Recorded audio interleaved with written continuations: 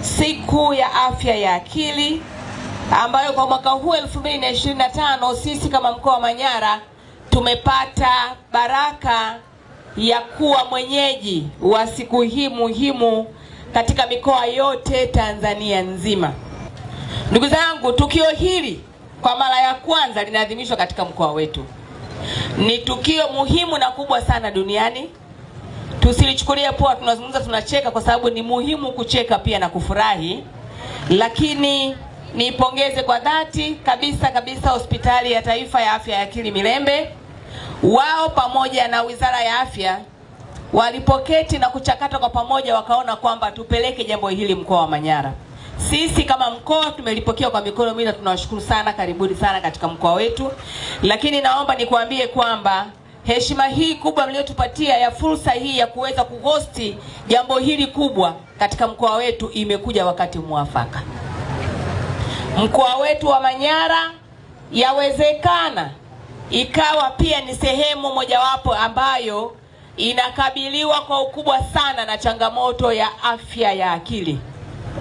Na hii inatokana na matukio ambayo si ya kawaida yanayotokea katika mkoa huu.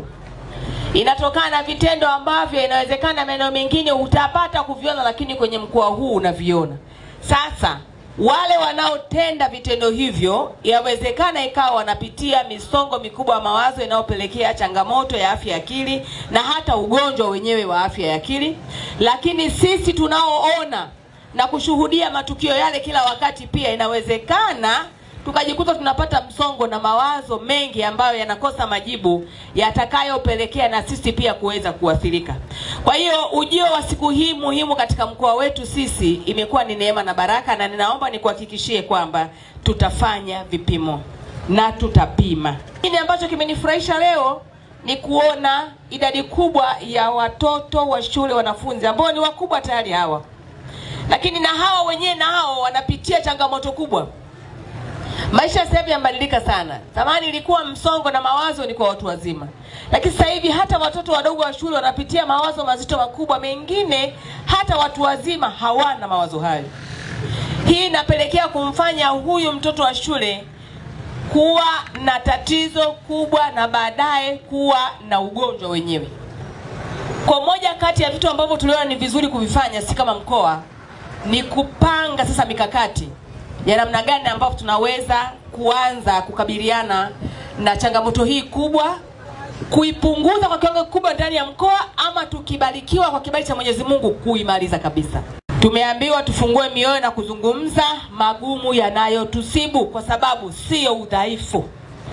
Napenda kuwathibitishia kwamba dhamira ya serikali ni njema sana. Ni njema sana katika kuifanya Manyara yetu iwe salama, lakini iwe mfano na mkoa mfano kabisa katika utoaji wa huduma bora za afya ya akili. Tunahitaji support ndogo tu ya kiutaalamu na masuala mbalimbali ya kiufundi, ya kitabibu kutoka kwenu wataalamu wabobezi wa masuala ya afya ya akili, ambayo yanaweza kutusaidia sisi kuweza kutufanya tukawa imara zaidi na kuifanya Manyara iwe njema zaidi. Tunawashukuru sana wenzetu wa Hospitali ya Taifa ya Milembe Afya ya Akili kwa kuchagua kuja Manyara, lakini pia kwa kutusaidia pakubwa sana mpaka leo, na bado mtaendelea kuwa hapa. Wenzetu wataalamu hawa wa afya ya akili, leo sisi wote tutaondoka hapa na matenti makubwa haya pia yataondolewa, lakini matenti ya wataalamu haya bado yapo mpaka Jumatatu, na wapo wakifanya huduma. Usiogope kuja kupata huduma.